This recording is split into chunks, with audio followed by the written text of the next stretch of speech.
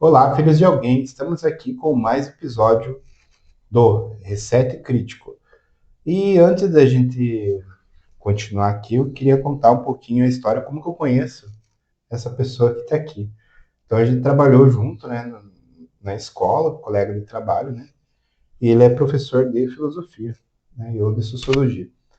Então, como que a gente se conheceu, como que você veio parar aqui, né, nessa essa trajetória nossa aqui do podcast, né? Então eu queria que você contasse um pouquinho para nós se apresentar, né, para o pessoal que está assistindo aí, quem é você, né? E a gente já sabe que você é professor de filosofia, mas como é que começou a tua trajetória na filosofia e até chegar aos dias de hoje, outros projetos futuros também, né?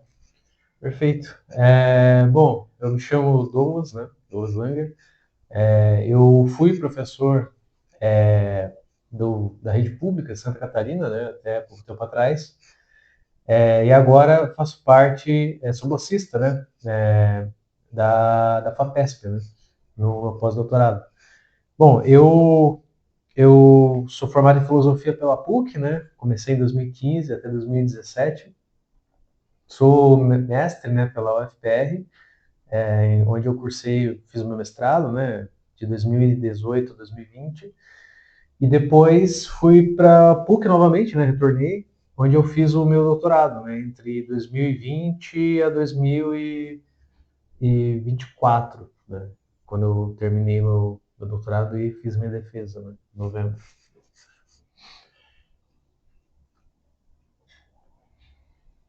Conta para nós um pouquinho aí sobre essa questão tua, quando você foi fazer o doutorado aí, o que que você estudou. Você comentou que você teve uma experiência na Alemanha também. Conta um pouquinho para nós como que foi essa experiência lá. É, é, eu estive na Alemanha, né, durante o meu doutorado, eu fiz o famoso doutorado sanduíche, né, em que você passa um período fora, depois você retorna para terminar o doutorado. Eu fiz esse período em dois países, né? Eu fiz na Alemanha e um curto período no Chile.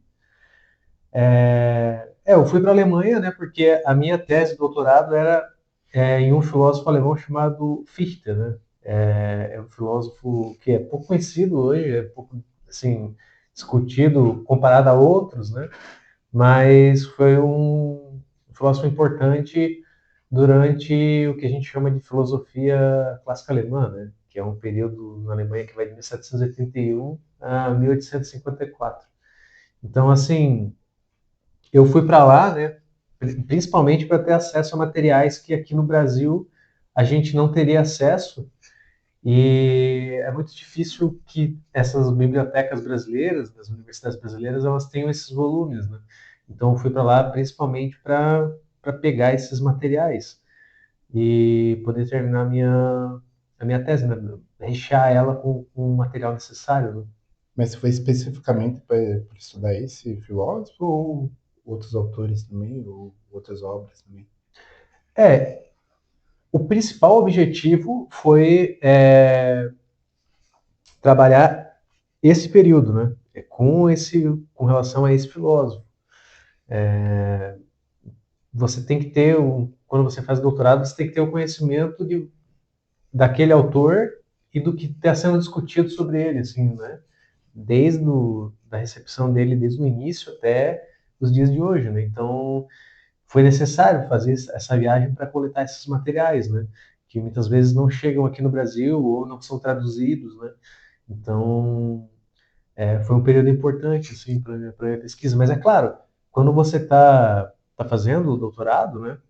Você, você tem que estudar várias coisas diferentes para que aquele período ali seja melhor entendido, né? Você não pode simplesmente estudar só aquele autor, né? Manter a visão completamente focada naquilo. Você tem que sempre buscar o diálogo que estava acontecendo naquele período, etc., né? Aquele espírito cultural daquele momento.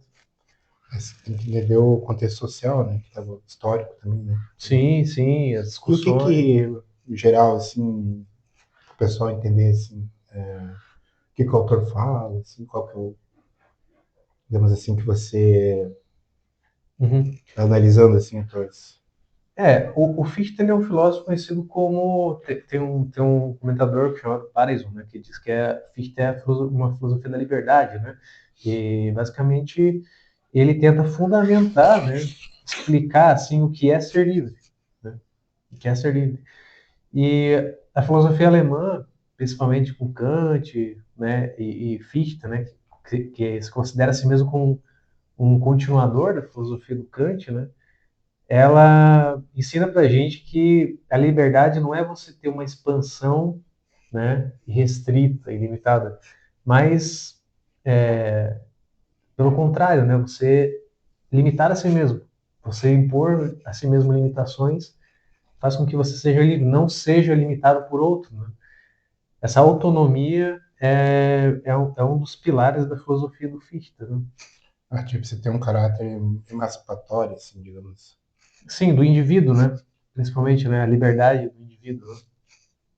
Que Legal. é uma. Pega o que eu, um pouquinho, assim, do Hackman, né, que fala sobre isso, né?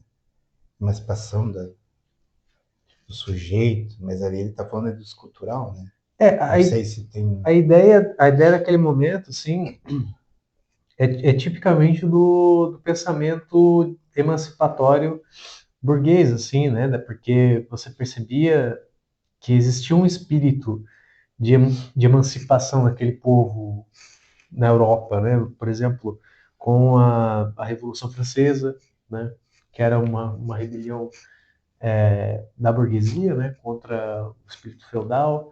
Então, a filosofia de Fichte, a filosofia de Kant, elas cumprem uma tarefa de fundamentar e trazer novos princípios para essa ideia de liberdade. Né? O que significa liberdade para aquela classe social que estava se emancipando, né? Que era a burguesia. Né? E foi assim, digamos, quando você teve lá, tuas expectativas foram supridas, assim, através do teu estudo, ou você ficou assim um pouquinho de. Faltou ainda um pouquinho de sal ainda? É, assim, escrever é sempre frustrante, né? Acho que você como professor, como também produz, né? O Eduardo, que teve aqui no episódio anterior, né? Eu acho que a escrita ela sempre carrega um pouco de frustração, né? Porque a coisa funciona de um jeito na sua cabeça, mas quando ela vai para o papel ou para as telas, né? Aquilo é como se você estivesse sendo traído, né? Um filho que te trai, né? Porque nunca sai do jeito que você espera, né?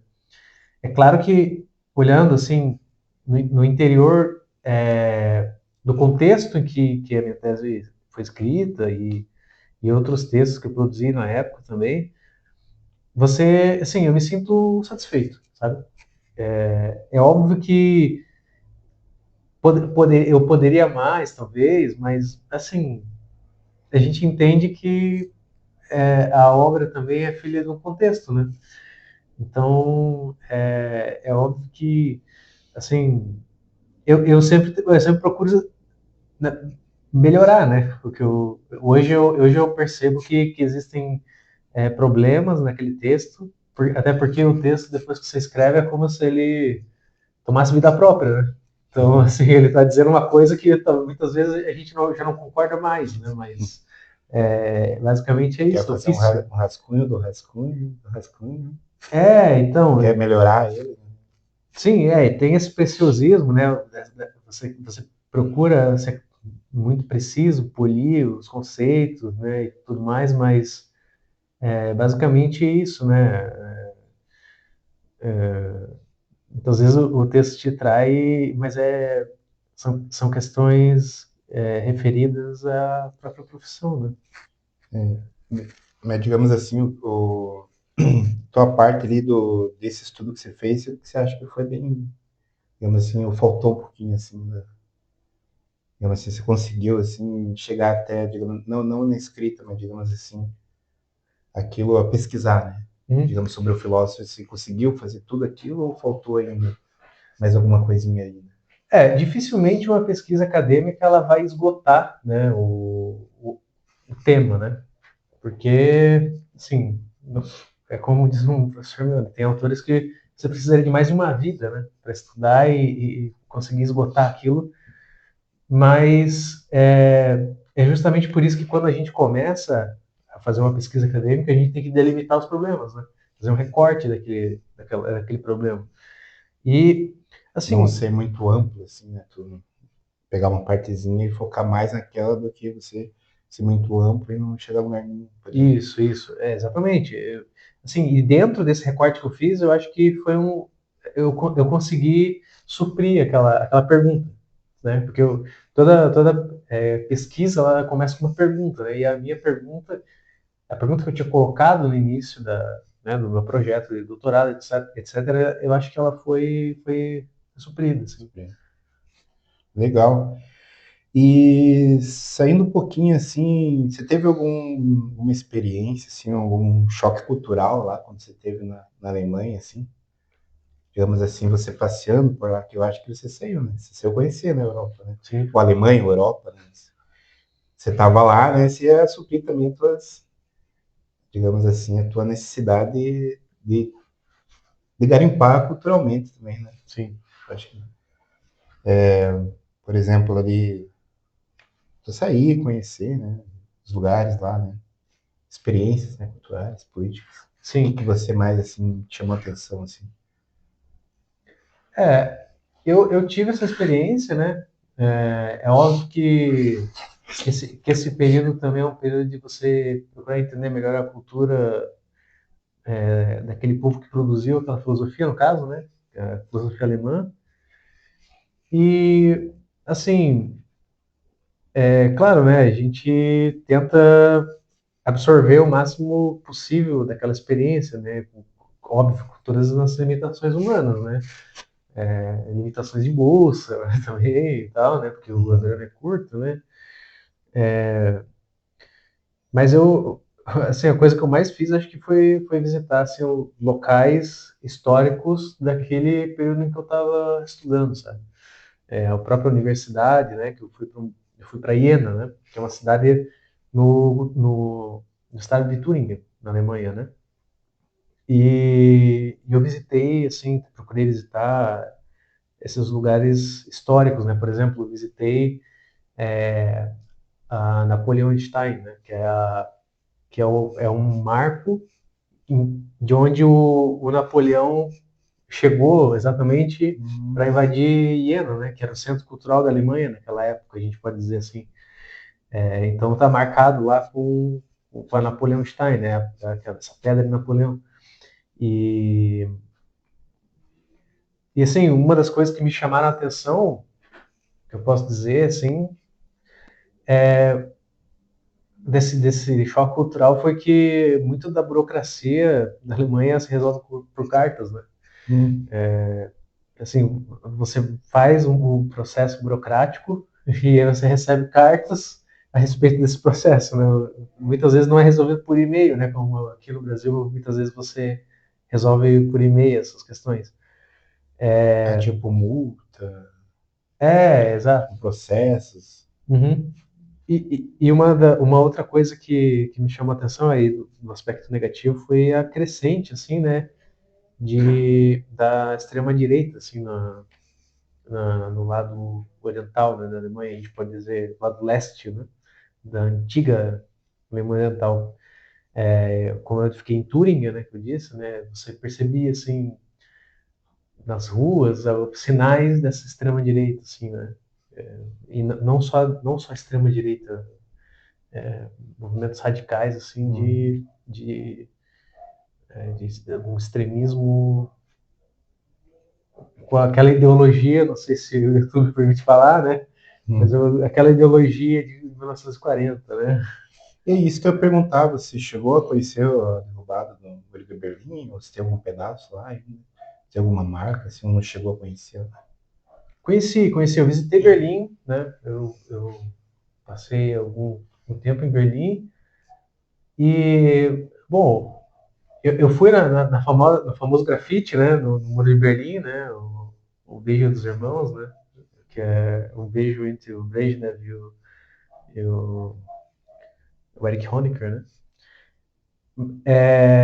Mas uma coisa que mais me chamou a atenção em Berlim, na verdade, foi o, monumento no Trap Tower, que foi o Trap Park, eu não estou me recordando agora, que é o monumento ao soldado soviético. O monumento ao soldado soviético foi a coisa que mais me chamou a atenção em Berlim, assim, porque é uma obra monumental, assim, de um soldado soviético, né, destruindo uma suástica. E ao redor dele você tem várias paredes assim com inscrições de frases do Stalin, né? Que é uma coisa que assim a queda do muro de Berlim não foi capaz de apagar, assim, né? Essa presença da derrota do regime nazista, assim, né? Ele não foi capaz de apagar essa vitória soviética, né? Essa vitória do povo sobre aquele regime, né? Eu ia perguntar sobre isso, sobre essa questão do nazismo lá. Como é assim, eu tenho uma ideia, assim, mas como que para eles, assim, tem alguns museus, tem algumas marcas, assim, que, fora isso que você falou ainda, digamos assim, tem alguns museus lá que fica escancarado, assim, mostrando o que foi o nazismo, ou como que o povo, assim, alemão, assim, trata ainda o nazismo até hoje, assim. Assim, a gente falou que a gente ia evitar o termo frango, mas É, não tem não tem como, como né? fugir, né? Assim, é um tema delicado, porque a Alemanha ela entende que passou por um processo, pelo menos a forma como ela entende de desnazificação, né?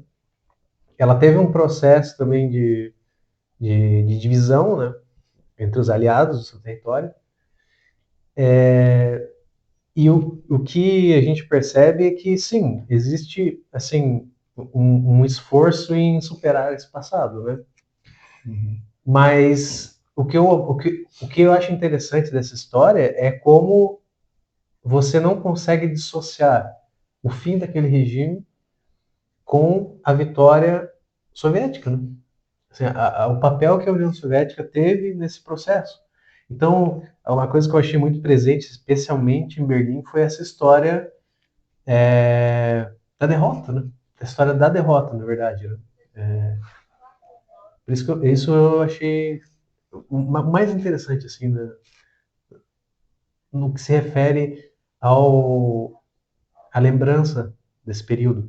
Mas é óbvio, assim, a gente tem visto a ascensão cada vez maior de movimentos que reivindicam o nazismo, né?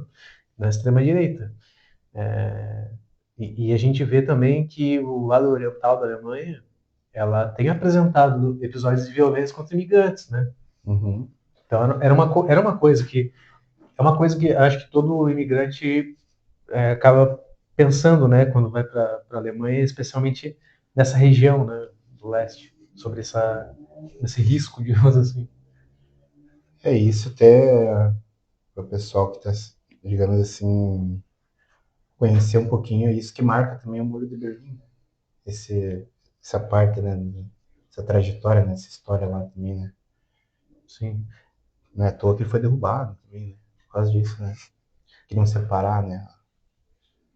É, a gente também tem que lembrar o seguinte, né, que a história contada oficialmente hoje, né, hoje, não é necessariamente a história que aconteceu, né? Uhum. A gente tem que lembrar assim que não existe uma visão neutra do que aconteceu, né? Você Uhum. sempre vai ter uma visão interpretativa dos eventos históricos. Então, assim,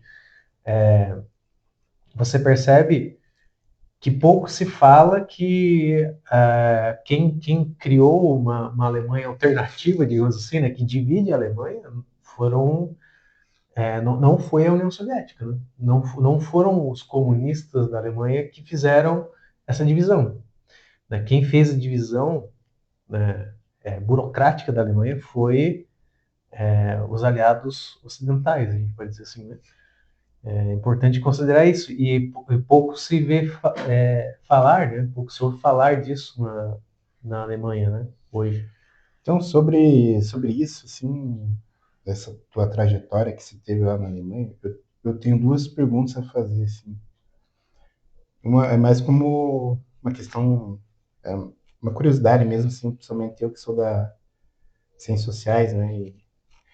E assim, esse período que você teve lá na Alemanha, na Europa, assim, você chegou. Como que é tratada essa questão da desigualdade social? Você vê ou não vê?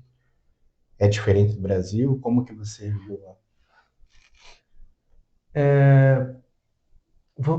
Uma coisa que é verdade é que você vê poucos moradores de rua, né?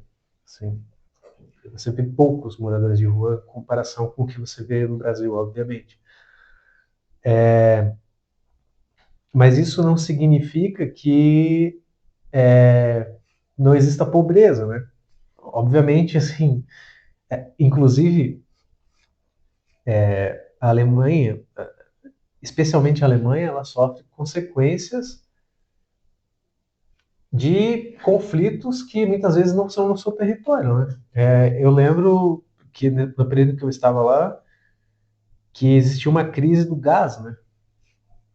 Em que existia um racionamento do gás no inverno alemão, é necessário ter o gás para o aquecimento das residências. Existia esse racionamento porque estava tendo um conflito entre Rússia e Ucrânia, até hoje, né? E, e justamente por isso era necessário fazer esse racionamento. Aí você percebia que, assim, quem mais sofria nessa história eram os mais pobres, assim. O aumento dos alimentos também. É, então, não é assim, a gente percebe que a luta de classes, digamos assim, é diferente no primeiro mundo, mas ela existe para lá. É isso que eu ia te perguntar também, já que você citou isso. E como que é a questão de Estado lá, assim, tipo de política, ou que nem você falou, tem subsídio, assim, às classes mais pobres, ou não? Uhum. É, Que nem essa questão do gás que você falou, né? Os pobres não tinham condições, mas tinha algum subsídio do Estado ou não? Como que você via essa questão, assim? essa Não, parte eu não, não não tive. tem, tipo assim, projetos sociais, como no Brasil, Bolsa Família, essas coisas assim? Ou você Isso aí eu não tive não acesso, assim. teve. Mas é interessante, né, pra gente ver, né, como que é, não comparando, mas a gente vê políticas públicas, né, de cada país, Eu né? sei que existem políticas públicas com relação aos moradores de rua, assim. É o, é o que eu ouvi, assim, a respeito dessa questão, assim, né? Mas com relação sabe, eu não perguntei, assim, para alguém como funcionava essa questão na Alemanha, assim, dessa assistência social, né? É, e eu ia perguntar a você. E assim, entre os estudos aqui, um estudo ali, não sobrava um tempinho para sair um pouquinho num barzinho, num showzinho? Como que era a tua rotina, assim? Ou não conseguiu ir e tal? Ou não queria, digamos, É, conhecer o Amsterdã ou não? não, eu, assim, Não teve curiosidade de conhecer Amsterdã? Assim? eu visitei algumas cidades, assim, né? Eu visitei Paris, visitei Londres, Weimar também, né? Visitei Berlim, no caso. Mas eu lembro que na cidade onde eu fiquei, em Iena, né? Tinha um lugar chamado Associação Ibero-Americana, que era uma associação de latinos, né? Ibero-americanos, para ser mais específico. E eles promoviam algumas festas, então eu fui numa dessas festas, assim. Eu acompanhava o calendário, não ia em todas, mas eu fui em uma e. É, uma experiência. Foi legal. Uma experiência. E Amsterdã não chegou a conhecer. Não fui para Mas será que é os tudo Países isso? Mas Baixos. será que é tudo isso que falam em Amsterdã mesmo? Ou não? Ou será que é só para que é a cidade mais liberal? Que não sei o Olha, quê. eu não faço ideia, não fui para Mas já lá. ouviu falar essas histórias? Né? Já ouvi falar, eu não comprovei isso. Também, né? Não fui para. Só vi assim o que os outros contam, né? A gente não...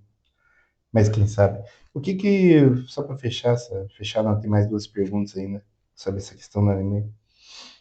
O que que, digamos assim, um dia se você pudesse retornar assim lá, o que que você iria fazer ou assim, sentiu saudade assim depois ou não? Ou assim, faltou um lugarzinho assim que você queria conhecer ou conhecer ainda na Alemanha, assim?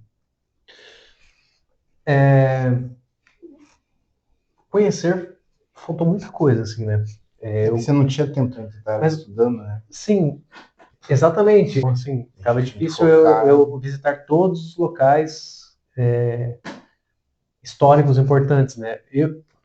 Especificamente eu fiquei sentido, assim, de não ter ido, que é Tübingen, né? Que é uma cidade histórica da Alemanha, também, onde onde estudou o Fichte, onde estudou o Nietzsche também.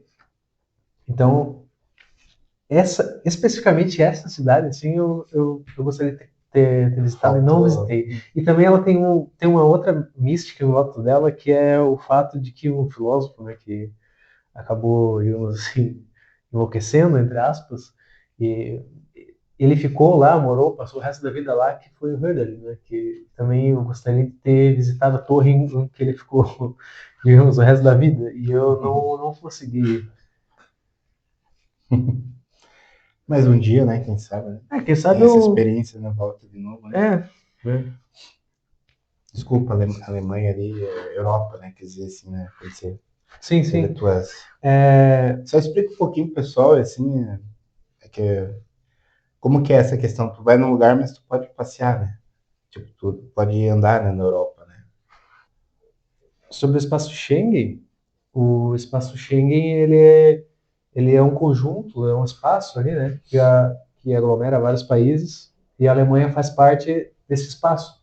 Então, por eu ter tirado visto lá, né, na Alemanha, eu tinha essa liberdade de ir para a França, de ir para outros países ali ao redor, sem precisar passar por fiscalização, etc. Isso me ajudou. Aí lá eu precisei realmente passar por essa fiscalização, aeroporto, etc. Porque o Reino Unido ele não faz mais parte da União Europeia, né?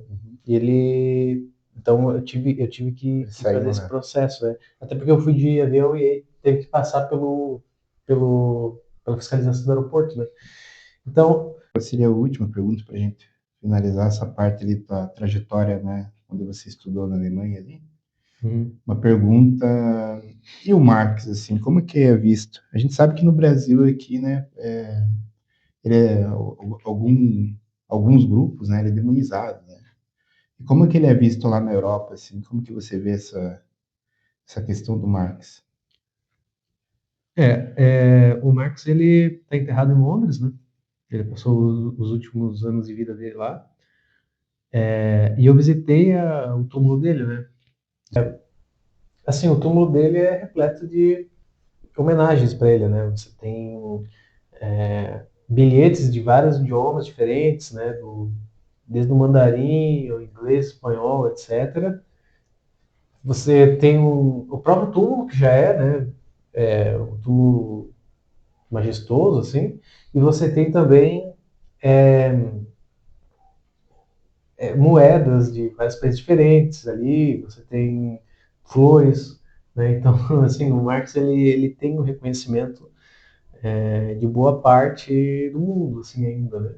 E isso é justificável, né? Porque realmente ele foi capaz, né, por exemplo, Ô, Douglas, voltando àquela parte lá no começo que a gente estava conversando, explicar para o pessoal o que você foi fazer lá, estudar. Por que tinha que ser na Alemanha e não no Brasil?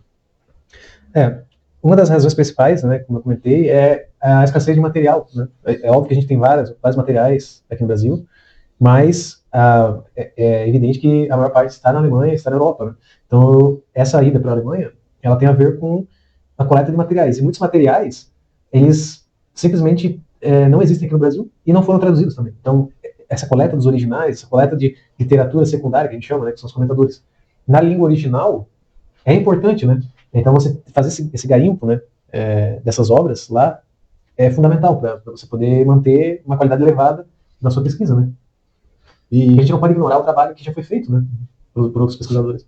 e por que você acha que essas obras assim não tem no Brasil? E você acha que tem alguma questão ideológica que elas não veem ou não? Então, assim, por algumas razões, né? Primeiro que nunca vai ser suficiente no número de traduções, porque, assim, muita coisa para ser traduzida, né? Então, é inviável. E o segundo ponto é que, muitas vezes, não é lucrativo você fazer essas traduções para as editoras, né? Você vai fazer uma tradução de um texto, muitas vezes, de um comentador, né? De um pesquisador, que é de um tema muito específico, de um autor muito específico, então não vale a pena porque não vai ter saída, né? Não vai ter venda, não vai ter tiragem suficiente para você lucrar, né? Então, assim, muitas vezes o ponto é você aprender o idioma e no idioma original. Mas, então essa crítica, digamos, ali seria no ponto, assim, material que você fala, né? Uma construção econômica em cima de uma obra, por exemplo. Não é nenhuma crítica, assim, né? Porque realmente, como eu disse, né? Nunca vai ser o suficiente, digamos. Sempre vai ser material novo, na língua original ou numa língua estrangeira. Então, fazer tradução de todos esses materiais é impossível, né? Dá muito trabalho, né? É. Então você acha que tem muito material ainda que perdido por aí, ainda que não teve uma tradução ainda? Você acha? É óbvio que nesses autores mais antigos, né, a gente está falando do século XVIII, do século XIX, existe de fato muito material que a gente ainda não encontrou, digamos assim, ou que, digamos assim, às vezes a gente recebe a notícia de que um determinado material foi encontrado numa biblioteca, né, como aconteceu recentemente com o texto do Hegel. Então, assim, existe isso, sabe? Mas é totalmente diferente da filosofia antiga, por exemplo, né, que você realmente perdeu muito material, esse material se extraviou e a gente não tem mais essa referência. Pelo menos na filosofia clássica alemã e em muitos textos do materialismo francês, por exemplo, a gente ainda tem as cartas, né? A gente tem material lá preservado, etc. É você realmente lá buscar, né? Outro exemplo também é o Tratado dos Três Impostores, né, que tem uma série de reviravoltas porque o material se perdeu lá na França, depois foi na França, na Holanda, e depois foi encontrado em outro lugar, etc. Então tem esse trabalho, digamos assim, quase arqueológico, né, de você ir lá e procurar realmente assim. É bem importante esse trabalho, né, que você fez hoje. Não só você, né, vários pesquisadores, né? E atrás do material original, no meu caso, eu utilizei as edições críticas, né?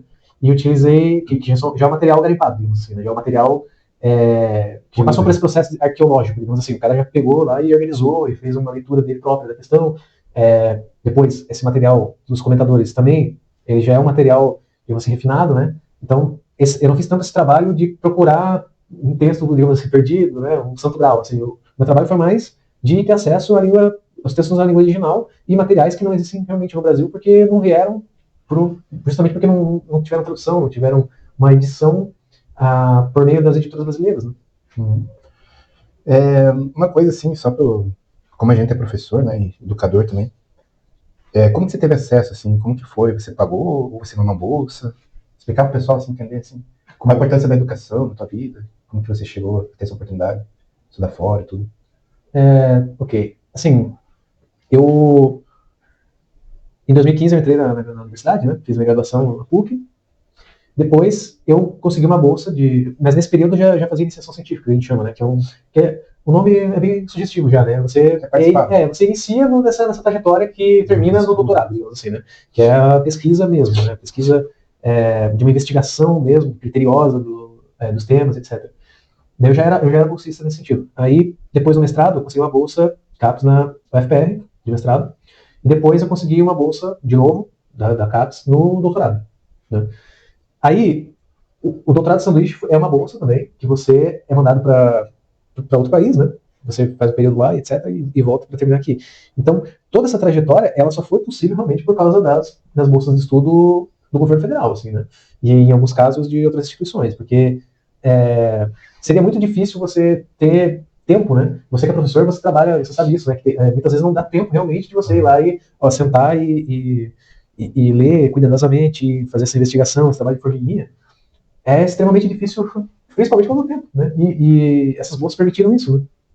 Então foi por meio de bolsas, assim, né? A resposta mais clara foi por meio de bolsas do governo federal. Então, políticas públicas voltadas ao ensino foi decisivo, então, na sua carreira, né? Totalmente. Então é isso, né? Então, para quem assim não conhece, né, ou quando começa a estudar filosofia, a gente vai por partes, né? Você vai lá e você volta à origem da filosofia, né? E lá a gente começa com os pré-socráticos, né? E, digamos ali, você vai estudar o Tales, né? O Tales ele vai falar que a origem da vida teria a ver com a água, né? Daí outro, né? O Heráclito, o fogo, né? E, acho que para mim da terra, né? Acho que ele fala assim, né?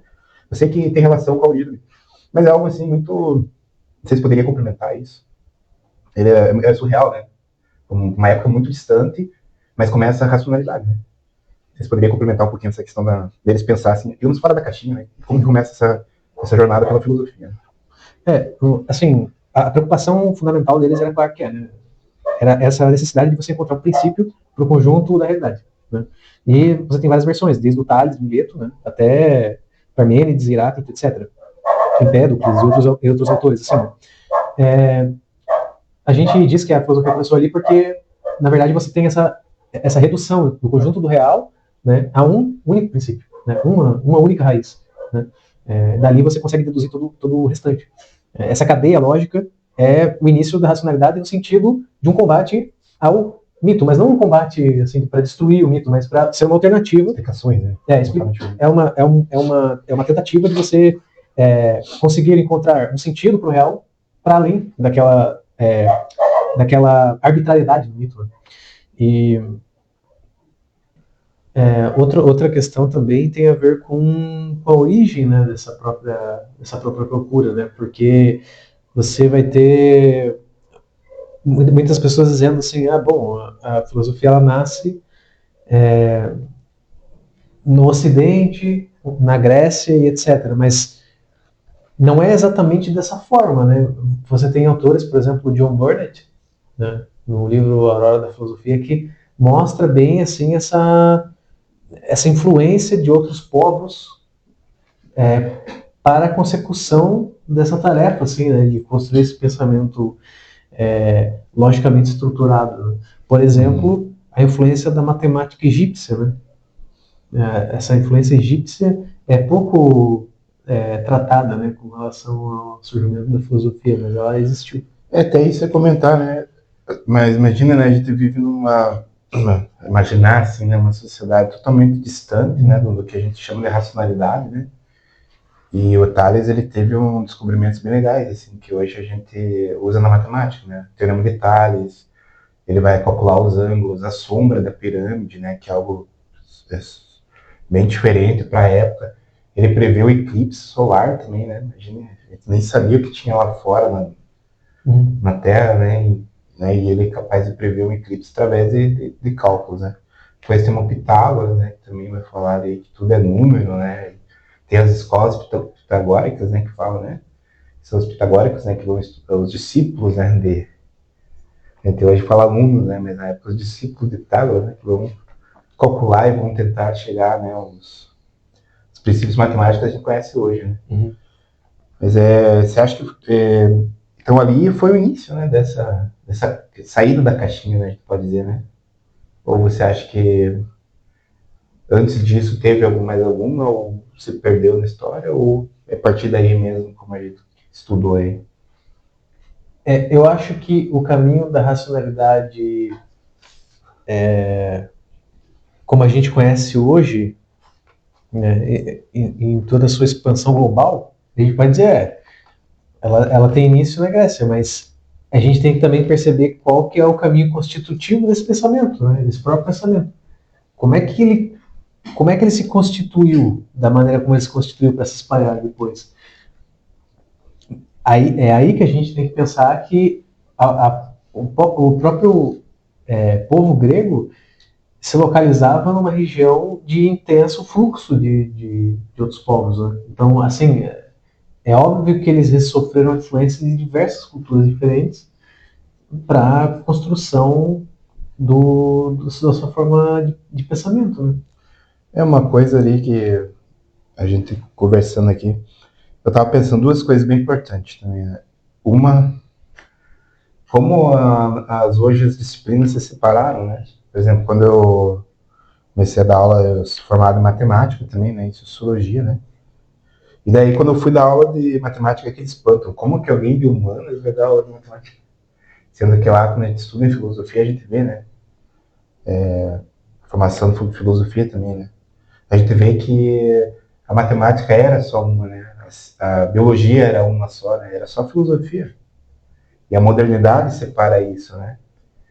E só para a gente voltar ali nessa questão dos pré-socráticos, bem importante até os dias de hoje, né? Porque hoje daí a gente vive, faz física, química, matemática, da questão da água, né, que o Thales fala, né, hoje comprova, né, que sem vida, sem água não teria vida, né, então está comprovado, né, na parte da biologia, né, de seres, acho que eles são, digamos, os filósofos da natureza, como falam, né, Sim. eles querem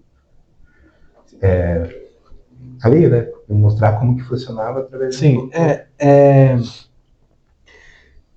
às vezes a gente esquece que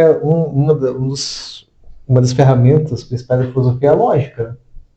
E eu acho que você, como professor de matemática, percebe o quão faz falta essas aulas de lógica na sala de aula quando você ensina matemática, né? Porque, assim...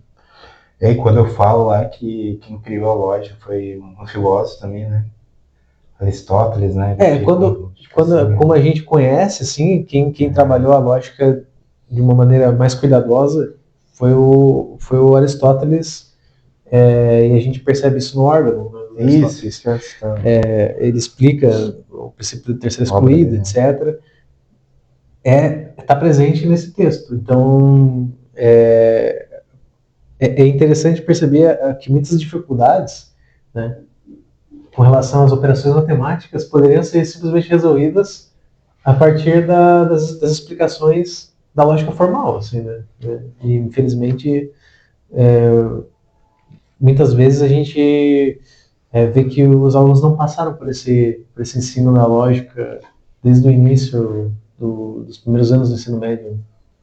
Se eu não estou enganado, também teve um autor bem conhecido, não sei se é também, que hoje o pessoal faz juramento de Hipócrates, né? Não sei se você teve... Acho que é nessa época também, né? Pré-socrático. Ou não, mais depois, bem mais depois, né? Acho que... Eu acho que ele é posterior, mas o Hipócrates, ele é o inventor da medicina, né? Isso. O inventor da medicina. Mas você acha que o mesmo surgimento, digamos, falando de Hipócrates, você acha que foi o mesmo surgimento dos pré-socráticos, por exemplo, eles saírem fora da caixinha, como ele também, ele começar a estudar, né, o corpo humano de uma forma mais racional também? Sim, entender essa capacidade de entender que existe uma razão para que o corpo não funcione da maneira como ele deveria funcionar, né, como os órgãos não cumprindo suas funções, com certeza foi uma tentativa de você explicar racionalmente, de uma maneira, né, no sentido de causas e efeitos, uma determinada doença, né? Com certeza. Já não era mais uma maldição, ou já não era mais um efeito direto, né? Um efeito direto de um deus, ou de, né? Enfim, ou de espíritos maus, etc. Né? Era um mau funcionamento, digamos assim, e que por isso também poderia ser remediado, né? Então, poderia sofrer com um remédio, né? Com um fármaco, né? Então você concorda com aquela frase que todo filósofo fala que a filosofia é a mãe de todas as ciências? Sim, em certo sentido sim, porque a filosofia, a gente poderia resumir da maneira mais simples, né, possível, é a arte de fazer perguntas, né? E o conhecimento se inicia com uma indagação, né? E se inicia com uma certa insatisfação, eu diria até, né? Você precisa estar insatisfeito, né, com alguma coisa para que você se pergunte sobre aquilo, né? E essa pergunta leva a uma resposta, ou a mais respostas, né? Ou a mais perguntas ainda, né?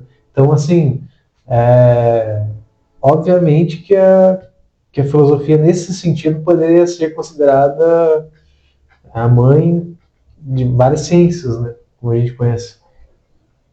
Eu concordo com você e também acho que ela deveria ser mais valorizada como mãe, assim, tanto piloto, né, como onde surgiu, né, o berço, né, digamos assim, né, valorizar um pouquinho mais, né, lógica, racionalização, questionamento. Né. Porque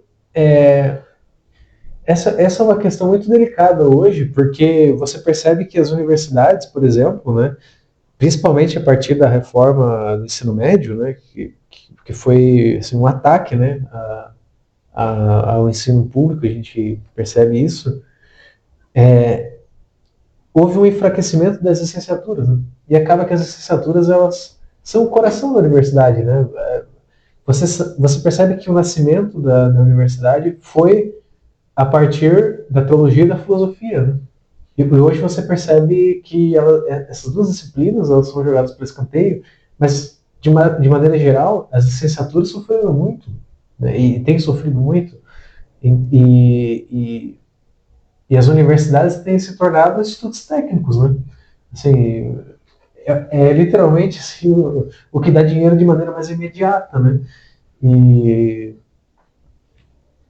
e isso também reflete o empobrecimento cultural, assim, claramente. E eu ia, já que a gente está falando de questões contemporâneas, né? Eu queria também, assim, a gente está conversando, né? Você acha que a racionalidade nossa, ela está sendo enfraquecida, assim? Você acha que o questionamento ele tem que ser mais presente, né? Principalmente nesse mundo de turbulência, né? Com rede social, com o conhecimento formal deixando de lado, né? Porque hoje não é que é ruim ou fácil, mas, por exemplo, você fazer um cálculo matemático exige racionalidade, exige trabalho, né? Você escrever um livro exige racionalidade. Você acha que essa racionalidade a gente está se perdendo ou falta algo que a gente tem que resgatar ainda? Então, sobre esses limites da racionalidade, né? Eu acredito que a questão passa por a gente pensar quais, quais são os limites políticos dessa racionalidade, né? No sentido social mesmo, porque a É, grande questão é e se essa verdade que a gente busca a partir da racionalidade não concordar com a situação ou com a estrutura política que nos é imposta? Entende? Eu acho que é, é justamente por isso que a filosofia muitas vezes as pessoas poderosas, né, os poderosos desse mundo, muitas vezes são avessos à filosofia, porque essa resposta que a filosofia fornece, muitas vezes, ela não é a resposta que esses poderosos gostariam de receber. Né? Então, a racionalidade, eu acredito fortemente que ela sofre um ataque hoje. Né? Ela sofre um ataque é daqueles isso que eu que ia perguntar para você, né? Se isso é de propósito ou não, né? Se isso é arquitetado, é montado, já é estratégico, né?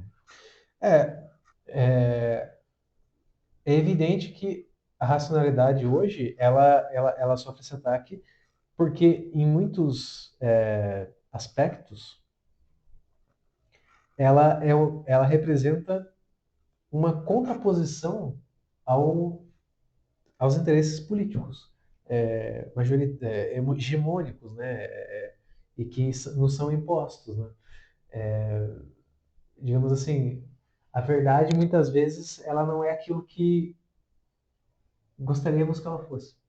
Ela contrapõe a nossa vontade. E se essa vontade é a vontade de um poderoso, né, obviamente que a racionalidade vai ser descredibilizada, né? E é o que tem acontecido, a meu ver. Porque a gente percebe, por exemplo,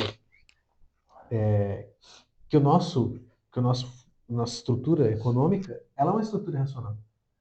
Né? A gente percebe que dentro desse sistema econômico, alguns vivem na miséria, né? E outros vivem no luxo, né? E no luxo absoluto. Então, fica claro que esse sistema é um sistema que nós poderíamos tornar melhor, né, a partir da distribuição. Mas nós não fazemos porque, apesar de racionalmente o melhor sistema ser um sistema alternativo a esse, Isso que eu ia falar, pegando o que você estava falando, digamos então, assim, um lado ele está ganhando essa racionalização. Eu, digamos, um empresário, né, um empresário grande lá, quando ele ele faz um mapeamento, né? Ele faz uma arquitetura sobre para quem que ele vai vender, para quem está consumindo o produto dele, né? Toda essa estratégia de mercado, né? E no outro lado da balança, daí a gente tem um trabalhador, né, que falta amparo, né? Às vezes capacitação para melhorar, né? Para ter aquele amparo, né? A gente tem dois, duas características diferentes aí, né, da racionalidade. Por um lado, a racionalidade é, instrumental, ela funciona normal. Ela é utilizada o tempo inteiro, né? Se a gente vê, por exemplo, o funcionamento das fake news, ela é, Estratégico. ela é extremamente estratégica, né? Agora, o que ela distribui, na verdade, é o irracional. Então, você tem dois caráteres, né, da racionalidade diferentes. E esse é o curioso. E pegando. Porque a questão, no fundo, é por quê, né? Por que uma racionalidade não é aceita em suas últimas consequências, né? Por que aquela racionalidade distribuída, digamos assim, a partir, por exemplo, da grande mídia, etc., ou por que a nossa estrutura socioeconômica não é levada às últimas consequências? Ver, tipo, essa disparidade que nem você falou das mídias, né? Enquanto, por exemplo, uma classe mais pobre, né? Digamos, você via, não que era errado, né? Mas era o que era disponível, né? Digamos ali, uma TV aberta, né? E olha o que era colocado, né? Quando você não tem acesso a esse conhecimento. Quanto, digamos, uma TV a cabo, você coloca lá programas voltados a conhecimento, né? A livros, né? Posso pegar o exemplo do Pierre Bourdieu, né? Que fala sobre capital cultural, né? E capital cultural não é só aquilo que é comprado, mas sim aquilo que é colocado. Então, quando você está ouvindo aquilo faz parte do teu capital. Vamos dizer, isso que nós estamos conversando aqui, você filtra isso. Agora, imagine né, uma sociedade onde ele não está tendo essa racionalização. Então, fica... Isso que eu ia perguntar para você, falando sobre isso, qual é o papel do filósofo hoje analisar essas questões? Qual que é o papel dele? Com relação às mídias, eu acho que o grande problema é quem controla essas mídias, né? A grande pergunta é quem controla essas mídias, porque essa pessoa, ou esse grupo de pessoas, é quem controla, basicamente, o que vai ser dito, né? O que vai ser mostrado. A gente sabe que o funcionamento do algoritmo é mais ou menos isso, né? Na própria plataforma do YouTube, né? A gente sabe que determinados conteúdos são colocados em preferência, enquanto outros são colocados para escanteio. Né? Então, essa questão é extremamente importante de ser feita. Né? Com quem estão os nossos dados? Né? E essa pergunta não pode ser negligenciada. Né? E o papel do filósofo, eu entendo o seguinte: existe uma ideia do Badiou, né, que ele diz que o filósofo ele tem que ser um artista, um militante, um amante e um sábio. Né? Tem que ser essas quatro coisas. E eu acho que o nosso período histórico ele nos pede, né? Ele nos pede uma determinada postura. E acho que é justamente por isso que algumas figuras políticas hoje parece que vivem uma realidade alternativa, porque o discurso dessas pessoas não se encaixa mais na realidade. Né? Por quê? Porque hoje o que a história nos exige é uma posição de radicalidade. Assim, a gente não pode ficar em cima do muro, sabe? A gente tem que tomar uma decisão. Então, nesse sentido, o filósofo realmente era um militante. Né? Eu entendo dessa forma. E a gente vê que a gente entende às vezes por velha política, que é esse discurso que já não faz mais sentido, porque o bonde da história já passou, né? Então, eu acho que ser filósofo hoje é ser definitivamente militante e diria também que é importante a gente lembrar do que é a filosofia, né? Tinha um professor meu chamado Paulo Vieira Neto, que ele, numa determinada ocasião, disse que a filosofia é a voz dos oprimidos, né, historicamente. O Safata ele diz que a filosofia é uma certa forma de pensar com raiva, né? E se a gente pensar na raiz da filosofia, ela tem essa característica de ser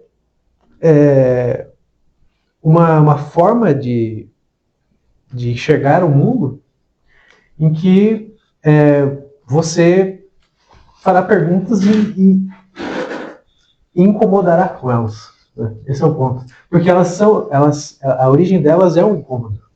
Né? Ninguém faz perguntas quando está de bem com a vida, né? A pergunta vem quando dá tudo errado, eu falo isso em sala de aula, né? E aí você pergunta, no final das contas, por quê? Esse é o ponto. Então, já que você falou nisso, eu queria fazer duas perguntas. Você acha que a representatividade política que nós temos hoje, primeiro, você tem representatividade? Você acha que a gente é representado lá? Ou assim, os menos favorecidos, né? Eles são representados por essa política que está aí hoje? Você acha que acontece especificamente no Brasil? Como eu estava dizendo antes, né? Eu acho que hoje a gente vive o nosso período histórico é um período histórico em que a gente precisa tomar posições, né, muito claras assim. A gente não pode mais ficar em banho-maria, digamos assim, né? Esse período já passou, né? Aquele período em que aparentemente as ideologias tinham desaparecido, que o liberalismo tinha triunfado de maneira tranquila. Esse tempo passou e eu acho que o que se vê hoje é o esgotamento desse modelo. Esse modelo que supostamente venceu. A gente vê um esgotamento dessa realidade monoideológica, a gente pode dizer assim, né? Dessa vitória ideológica do liberalismo, capitalismo, em que a gente vê, na verdade, uma certa podridão. A gente vê isso, inclusive, em vários escritores de hoje, né? O Michel Houellebecq, por exemplo, na França, mas aí você tinha alguns textos do Bret Easton Ellis, você vê o Thomas Pynchon, autores americanos. Você percebe que existe um tédio muito grande, né? Uma monotonia muito grande. Então, eu acredito que isso se deve também a essa forma de política que as pessoas cada vez mais percebem que é um teatro. Assim, né? Eu acho que as pessoas já não têm mais a consciência de que quem elas elegem realmente representa elas. Eu acho que esse é o ponto. Assim, e cada vez mais está ficando claro que se esgotou esse modelo. Sabe? É quando você olha para um congresso hoje, né? Eu, né, estava fazendo esses dias essa análise. A gente sempre faz, né? Eu estava olhando para o congresso hoje e fico me perguntando onde eu tô ali. Não sei se faz essa pergunta também. Com certeza, né? Uhum. E eu fico perguntando, onde é aquele jovem, a mulher, né, o negro, né, o indígena, tudo, né? Principalmente as minorias, né? E também a nossa classe trabalhadora, né? Você vê ali que a gente é trabalhador, todo mundo, né? A gente tem essa consciência. Então a gente vê ali e a gente olha para lá, né? Onde estamos ali, né? Então o que que você pensa sobre isso também, né? Concluindo ali aquilo que você já vinha falando. Eu acho que o ponto é o seguinte: quando você entra numa disputa de representação, no sentido político, você está aceitando um paradigma. Assim, você está aceitando esse paradigma democrático, você está aceitando esse paradigma econômico, principalmente, e de que, assim, uma vez aceito esses paradigmas, ok, você pode jogar. Né? Então, as regras do jogo já são dadas previamente. É esse paradigma liberal capitalista. Ponto. Né? Eu acho que a questão é que hoje, cada vez mais, a história nos exige ir além desse paradigma, eu acho. E como que você vê o jovem nesse caminho entre a política, a democracia, toda essa conjuntura. O jovem, ele, assim, como diria o Arthur, né? O ponto é que quando a gente chega no mundo, a gente fala uma língua que a gente não escolheu. Né? A gente adere a uma religião que a gente não escolheu. E assim por diante, uma série de costumes que a gente simplesmente é jogado nessa realidade. E eu acho que o incômodo do jovem é precisamente esse. Assim, ele entra num mundo em que ele não escolheu nada disso. E ele precisa se adequar. Ou ele precisa mudar o mundo. Né? E eu acho que o papel do jovem, nesse sentido, é, junto com a filosofia, fazer a pergunta sobre o que ele quer para o mundo, né? E, assim, quais são as estratégias para que esse mundo seja mudado, ou, né, de uma perspectiva mais comodista, se adequar ao mundo, né? E pegando isso que você estava falando, eu acho que assim como a filosofia, né, outras áreas de conhecimentos também, eu acho que é importante a nossa educação, né, para esse processo, né. Nem já dizia ali o nosso sociólogo brasileiro, Darcy Ribeiro, né, falou que chega uma época ali, somente nos anos 80, né, ele citou isso, se a gente não investisse em educação, a gente pararia de construir escolas, né, e começaria a construir presídios. E é o que a gente acompanha hoje, né. Então, essa marginalização também, né, da educação, do abandono, do sucateamento, somente da educação pública, né. Você concorda com isso? Então, que a gente ter esse processo educacional, principalmente no processo, né, histórico, cultural, político, né, do nosso país aí?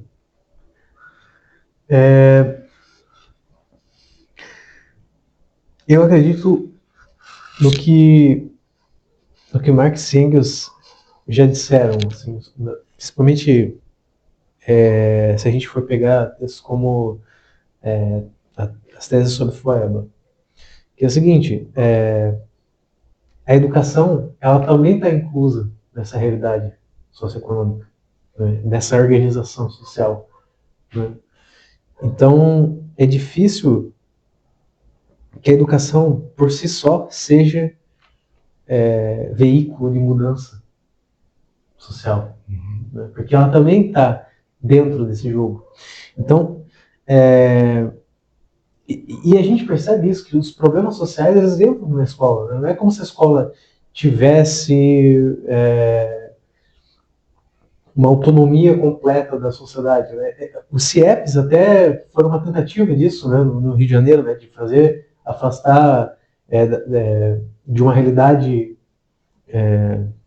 duríssima, né, os jovens e para que eles, inclusive, eles poderiam passar a noite, né, no colégio, etc. Mas o ponto é justamente que a sociedade ao redor do colégio, a sociedade que o SEC constrói, etc., é uma sociedade desigual, né, no nosso contexto, cruel, inclusive, né, e eu acho que a organização da educação, ela, no final dos 3 anos de ensino médio, simplesmente joga o, o jovem para uma escolha de uma profissão e de um e joga também nos gastos de um mercado de trabalho em uma situação de fragilidade, né? Porque, assim, você joga o jovem e aí ele tem que encontrar alguma coisa. Andar sozinho. Não existe um direcionamento desse jovem para, né? Até os modelos de colégio com ensino técnico, até nesse sentido, tem alguma orientação, mas os demais, né? É que até antes você analisava, assim, né, uma questão histórica, né, parecia que já era construído para você seguir uma profissão. Hoje não, né, hoje, né, com algumas mudanças, o jovem está, né, eu percebo isso, né, acho que você também percebeu, né, principalmente os alunos ali, daí que nem você falou, você fica ali um período ali no ensino médio, depois tem que nadar para a vida. E ele não está preparado para isso. Principalmente quando você pergunta, pô, o que você vai fazer, o que você vai estudar, que carreira você vai seguir. E ele não está direcionado a isso. E muitas vezes para o vestibular, que já é uma questão de uma questão restritiva ao ensino superior, né? E também muitas vezes em cursos que ele gostaria de exercer por conta da sua vocação, né? Mas não tem na cidade dele, ele não é contemplado socialmente, a sua vocação não é Direcionada, né? ela não é contemplada socialmente, né? Com uma educação, né? Voltada para essa vocação. Pegando isso que você está falando, lembrei de uma situação, né? Até às vezes eu comento em sala de aula. Os pais, né, falavam assim, tu tem que ir pra escola. Ir pra escola. Mas estudar o quê, né? É uma crítica construtiva, né? O que esse sistema está preparando, né, para os nossos jovens, né? Eu vejo um problema nas críticas que são feitas à educação pública, assim, porque eu acho que muitas vezes elas são direcionadas aos professores. E tudo bem, a gente reconhece que existem problemas didáticos, de fato, mas a gente também tem que reconhecer que os principais problemas são problemas estruturais, problemas de valorização dos profissionais, né? Problemas de fora do colégio que entram no colégio. Né? É isso que eu ia falar, questões socioeconômicas. Né? Então, muitas vezes essa crítica à educação que é feita, ela respinga nos professores, enquanto que os professores são vítimas desses problemas, né? E os alunos também, né? Querendo. E os alunos também, né? Estão junto no bolo, né? Não, exatamente. Então, digamos assim, é um problema estrutural muito geral, né? Geral, né? Então, você pega um aluno que, por exemplo, às vezes a alimentação dele é na escola, quanto o outro, né, ele pode escolher o que ele vai se alimentar. E alimentar em modo, né, em todos os modos, né? Você pega uma família mais de classe alta, tem estratégia, tem estrutura, né? Já está moldado, né, socialmente, né, para uma questão social. Os planos, né? Isso, ele já está inserido numa sociedade, né? Agora tu pega um jovem que não tem, digamos assim, escolha, né? Todo mundo vai ter que trabalhar, mas a questão é onde ele vai trabalhar, né? Então esse poder de escolha não é dado para ele, né? Isso que a gente deveria, né? O sistema, os políticos, né? Principalmente os governantes, né? Olhar com carinho, né? Mais para a educação, né? Porque os jovens, a nossa futura. Eu acho que um dos grandes problemas é que alguns governantes eles até possuem uma preocupação legítima, sabe? Com questões da educação, da saúde, etc. Mas como ele aceitou aquele paradigma que eu citei, né? Econômico, social, ele jamais vai ser capaz de contemplar a sociedade nesse sentido. E esse é um dos limites daquela racionalidade que eu citei, né? Porque qual que é o horizonte da racionalidade da nossa sociedade hoje? Ela é limitada a esse paradigma. Né? A questão é construir esses novos horizontes. Né?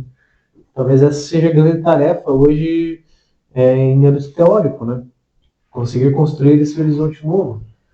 Então, você acha que a filosofia ela continua ou assim aquela ideia que muitos assim falam, a filosofia duas perguntas em uma. Eu acho que a filosofia ela incomoda. E segunda pergunta, tu acha que é uma ilusão a filosofia? Ou, digamos assim, ela é só maluco que vai estudar filosofia, ou loucos, né? O que você pensa sobre isso quando alguém fala sobre filosofia? Acho que uma das coisas importantes que a gente citar, assim, é o papel das universidades nessa questão, né? As universidades, elas têm sido atacadas, né? Como eu disse, principalmente nas licenciaturas, e eu acho que muito disso se deve ao papel da universidade a partir das humanidades, porque o papel das humanidades, nesse sentido, dentro da universidade, é falar coisas que a sociedade muitas vezes não quer ouvir. Ela não quer ouvir. Principalmente quando é estruturada a partir daquele paradigma que eu citei. Então, eu acho que sim, ela incomoda. E ela incomoda porque ela faz perguntas que muitas vezes a resposta é uma admissão de um problema muito grave. Né?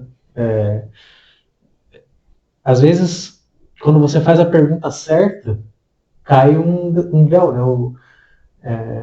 Cai o véu de Maia, né? Que é aquilo que esconde a verdade. Né? E a gente sabe que a filosofia ela sempre teve essa função. Sempre teve essa função de apresentar questões que desafiam a ordem estabelecida. A gente vê isso desde os primórdios da filosofia, né, de filósofos sendo perseguidos, até os dias atuais. Né? Então, é característica essencial da filosofia ter esse caráter provocativo, né? A gente pode dizer assim. Então, pegando isso que você falou, você acha importante que a importância das ciências, né, ciências humanas, sociais, no âmbito, assim, a importância delas, então você acha que elas são importantes e devem ser estruturadas? Às vezes, eu percebo que socialmente essas disciplinas como filosofia, ciências sociais, etc., são vistas como bens de luxo, digamos assim, né? Como se uma sociedade só pudesse ter filósofos depois. Era uma opinião, inclusive, do Aristóteles, que dizia que a filosofia, depois das necessidades do ser humano sanadas, ela aparecia. Né? Mas a verdade é que a filosofia, às vezes, aparece como denúncia dessas necessidades que não estão sendo sanadas. Né? A gente sabe, por exemplo, que eu realmente acredito nisso. Fazer filosofia no Brasil sem você apresentar essas denúncias é quase impossível. Né? Você, nesse sentido, tem que ser um militante enquanto filósofo. E pegando isso que você estava falando, né, complementando, a filosofia o que move são as perguntas, né? Você saber fazer a pergunta certa também. Né? Então, eu acho que complementando o que você fala, entendendo o que você falou, então, o mudar o pensamento filosófico é sobre como que você direciona, né, as perguntas também, né? Até o professor falou, uma vez um professor de filosofia falou que o que importa são as perguntas e não as respostas. Porque a resposta ela pode ser genérica, né? As perguntas não, né? Eu acho que, na verdade, você saber fazer a pergunta condiciona a resposta. Né? Então, se você consegue fazer a pergunta certa, a resposta vai ser uma pergunta, vai ser uma resposta certeira. Né? Então, é a capacidade de fazer a pergunta certa, né? É tipo o médico, né? Tu vai no médico, mas que dor que você está sentindo? Sim, muitos. Exatamente. Essa dor pode ser várias coisas, né? Sim, muitas vezes você vai no médico e você tem que responder um questionário. Né?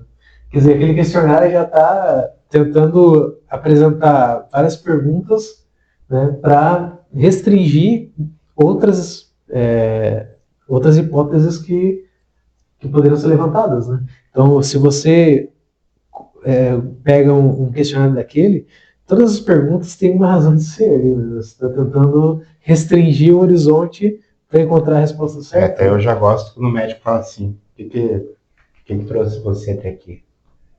Isso é legal. O carro. A dor, né? A dor e tal aqui, né? Mas é algo bem. E pegando assim, só pra gente, né, já indo para partes finais ali, eu tava. Não sei se já te passou assim. Você já assistiu algum filme lá atrás, na, mais novo, assim, né? Sem ter contato com o conhecimento que se tem hoje. Tu tem uma visão diferente, né? De mundo. E você assistir depois que você tem uma bagagem. Se vê esse filme já diferente, né? Com esse posicionamento do conhecimento. Por exemplo, no meu caso, eu assisti o Matrix quando era criança. Eu achava legal, a parte mais legal era eles lutando. Efeitos especiais. Efeitos especiais, e lá, lá. E depois, quando eu me formei, eu assisti várias vezes ao longo da minha vida, mas depois, quando já era, né, assim, olhar mais sociológico, né, filosófico também, antropológico também, desde que eu já vi, pô, agora a visão é diferente. Se já aconteceu isso com você também? Acho que acontece com não só com o cinema, mas com a literatura também, né? O teatro. Às vezes você, por falta de referências, né? Você não consegue aproveitar uma determinada obra ali, né? Tanto no cinema quanto em outras artes. Então eu acho que sim, isso aconteceu algumas vezes já. Só que eu não consigo citar exatamente alguma obra específica. Mas são questões que eu acho que sim, se você já tem um olhar diferente é porque você tem bagagem já para olhar, né, isso como algo que já passou, né, e a vivência do conhecimento nosso vai fazendo isso, né? E Eu acho que uma coisa que acaba acontecendo é o seguinte: você muitas vezes você deixou de consumir uma determinada coisa porque você acreditava numa época que aquilo era algo sem valor. E depois que você adquire mais cultura, etc., aí sim você percebe, bom, mas eu acho que eu deveria dar uma chance para essa obra por alguma razão. E aí você vai lá e realmente percebe que existia um valor naquilo, só que você não conseguia perceber. outro exemplo também, eu vou citar para você, acho que você concorda comigo, né? A música, eu não lembro agora, assim, até a gente pode.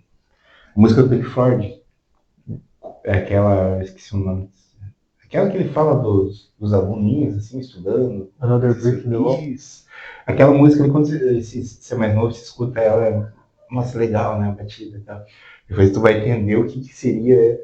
Ele tá falando num processo ideológico que é colocado, implantado e tal, né? Sim, sim. Isso também aconteceu, né? Depois eu vi, mas não deixei de gostar, mas gostei mais da música.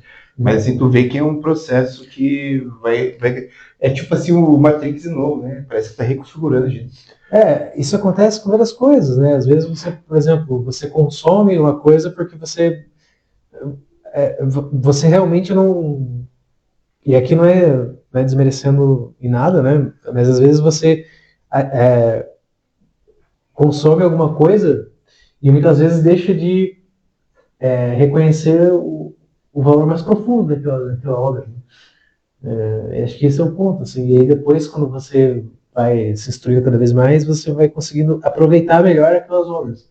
Né? Por exemplo, livros do Stephen King,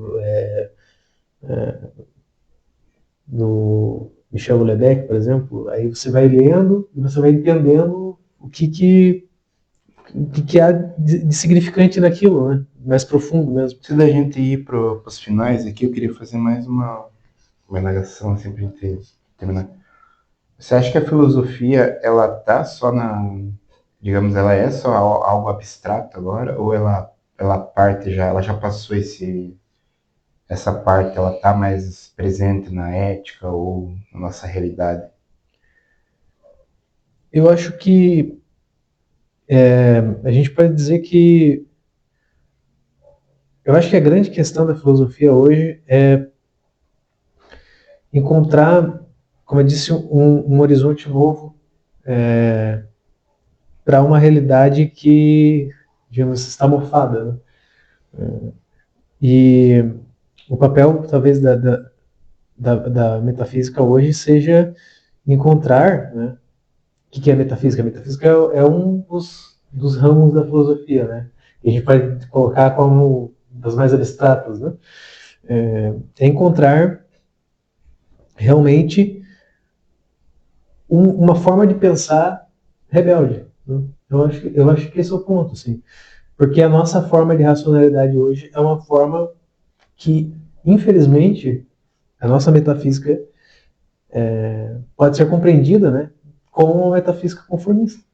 Eu entendo dessa forma, a nossa racionalidade é conformista. Então, talvez o ponto hoje seja ser capaz de construir uma forma de pensar que apresente o novo, sabe? Esse é o ponto, assim. Bom, existe essa definição, né, da inteligência como capacidade de resolver problemas, né? Mas eu acho que a gente precisa pensar também no sentido, na inteligência no sentido de reconhecer algo como um problema. E eu acho que a arte ela tem essa capacidade, né, de sentir algo como problemático, né? Apresentar essa coisa como algo problemático. E a filosofia, então, se debruçar sobre esse problema. Né? A gente viu isso em alguns momentos já. Né? O Homero, na Grécia, né, como esse cara que apresenta problemas, a gente pode ver o Hesíodo também, né? A gente pode ver o Goethe na Alemanha, né? Então, eu acho que essa capacidade de apresentar problemas no interior de um processo criativo é algo apresentado pela arte, né? E a filosofia ela vai ter um trabalho mais instrumental, digamos assim. Né? Ela muitas vezes vai retirar desse material bruto, né, apresentado pela arte, aqueles problemas e devastar eles, né? Digamos, em termos industriais joinvilenses, usinar esses problemas. Né? Isso. E tem uma. Pegando isso que você estava falando, é muito complexo, né? A criatividade humana, né? A capacidade de se pegar algo, construir uma música, construir arte. Eu acho que isso que é importante hoje a gente discutir também, né? Sobre essa questão de até que ponto, né? Uma inteligência artificial, por exemplo, né? Poderia fazer isso, né? Esse processo criativo, né? Que é algo bem, né? Que está, né? Nos assuntos do dia a dia, né? E até uma coisa que o Nietzsche falou, né? Que sobre música, né? E sem música a vida teria sentido nenhum, né? Se partindo dessa questão, você concorda ou não? Né? Que a nossa vida sem criação também não teria sentido nenhum, né? Pegando isso, não sei Eu se. acho que muitas vezes algumas pessoas perguntam para que as humanidades, né? Só que elas não percebem que elas consomem as humanidades o tempo inteiro. Né? Quando elas chegam em casa, elas vão assistir uma telenovela, né? Tem a dramatização ali, etc. Vão no cinema de novo, né? Vão ler o livro de novo, e assim por diante. Então, assim, as humanidades, elas realmente tornam a vida humana algo com sentido, né? Algo significativo. Mais humano. Sim, assim, você comentou da inteligência artificial, né? E a gente tem que sempre lembrar um trabalho bruto por detrás da inteligência artificial. Né? Alguém precisa treinar a inteligência artificial. Né? E esse trabalho bruto é feito por humanos e existe também um grande esforço humano para fazer com que não só ela trabalhe, né, como ela trabalha, a inteligência artificial, mas existe também aquele cara que controla a inteligência artificial a partir do dinheiro. Né? Então, assim, de novo, a gente entra naquela questão lá do poder, né? Quem está por trás das. Que vai ter o controle disso, né? Quem vai estar por trás. Né? Uma experiência, por exemplo, é você fazer perguntas orientadas ideologicamente para a inteligência artificial. Você vai ver que ela diz que ela não tem uma perspectiva ideológica clara, né? Mas as perguntas dela, as respostas que ela dá, claramente deixam evidente que ela tem um viés biológico sim. Né? Alguém treinou ela, afinal de contas. Esse tema aí, ele é bem tem muita coisa, né, para falar sobre IA, né? Eu acho que vai ter muita coisa no futuro, acho que né, os filósofos também vão estar questionando, né, o que seria esse processo da IA, né, e até que ponto, né, ou limites, né? Mas isso eu acho que vai ter muito pano para manga, né? Sim. Mas continuando ali, quais os projetos aí futuros aí, quais projetos que você quer fazer ou tá fazendo ou quer continuar aí? Então, agora eu entro no pós-doutorado, né? Vou fazer, vou continuar a minha pesquisa sobre o Fichte, né? Sobre dois conceitos fundamentais dele, né? De vida e morte, etc. Mas também, paralelamente a isso, eu tenho escrito um livro, né? Em que eu falo justamente dos limites da racionalidade burguesa, né? A partir das obras do Lukács e tangenciando duas perspectivas a respeito dessa racionalidade, né? Que é a perspectiva da filosofia clássica alemã e do materialismo francês, né? Então, na verdade, já era um trabalho que eu vinha fazendo, né? Eu, inclusive, publiquei a respeito disso, mas agora tenho trabalhado mais, tenho polido mais, né? Esses conceitos com relação a esse problema. E talvez daqui a algum tempo ele venha a público esse trabalho. E é legal, né, você colocar, né, as suas ideias, né, tudo no papel, né, em um dia. É por a prova, né? Por a prova. E fique ali, né, isso, né, as pessoas leem, né, o que você escreveu, né. Então, para finalizar nossa, qual conselho você daria assim para o jovem, tanto na assim na profissão, né, ou quem quer seguir nessa área de filosofia, ou para a própria vida dele, né? Como você, assim, uma carreira, né? Algo assim. Bom, a primeira coisa que eu diria é estar preparado para as grandes dificuldades que essa pessoa vai enfrentar, né? Porque não é uma carreira simples, né? A gente percebe que não só a carreira de professor tem sido atacada, mas especificamente as carreiras das humanidades, né? Então, é preciso gostar muito da filosofia e estar preparado para trabalhar muito, né? Porque muitas vezes as pessoas dizem, bom, mas como você não trabalha com as mãos, né? Como se você não trabalhasse, mas na verdade a questão é que você vai trabalhar muito com a cabeça, né? Você vai estudar muito. Então, estar preparado para essas duas coisas, as dificuldades, né? Muitas vezes monetárias, muitas vezes de solidão, né? Porque o trabalho de pesquisa é um trabalho muitas vezes solitário. E estar preparado para o próprio trabalho, né? Porque você vai precisar se esforçar muito, assim, né? Durante pesquisas. Eu costumo dizer assim que o fato de você ser pobre já, né, não desenhando no desmerecimento do trabalho de outras classes, mas o pobre ele tem que trabalhar mais, tem que estudar mais, né? Correr mais atrás, né? Então tem que É, se esforçar mais, né? Sempre mais, né? assim, muitas coisas poderiam ser evitadas, né? Isso. Mas uma vez que você Energia, né? nasce, uma vez que você não nasce em condições financeiras favoráveis, você tem que se esforçar bastante. Mas ainda tem uma luz, né, final do túnel, né? Que ele tem bolsas, o aluno pode correr, né?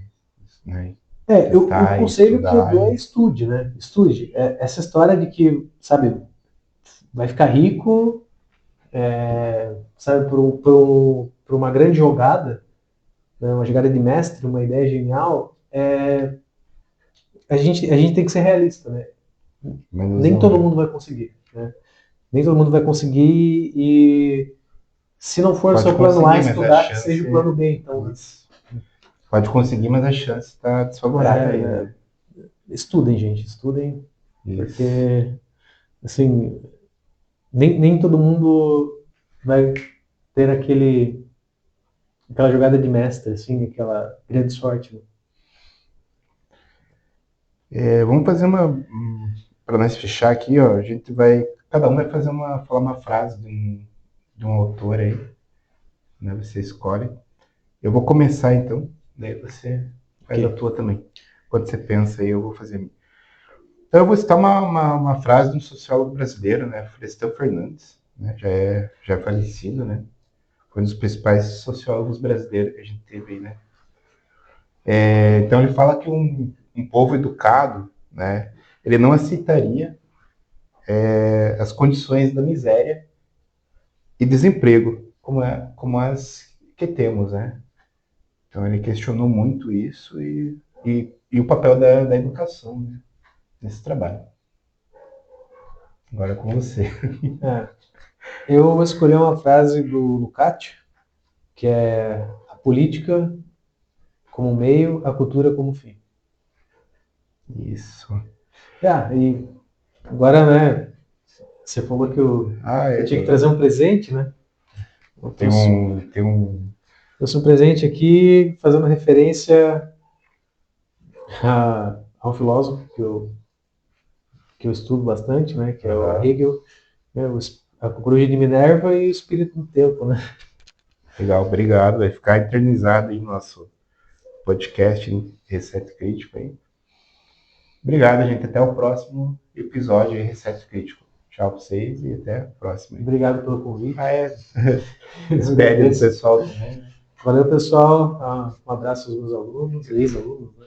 Eu que agradeço também pela presença aí, né? Pelo tempo, pela disposição aí e fazer esses esclarecimentos aí, né? Da filosofia pra gente. Obrigado.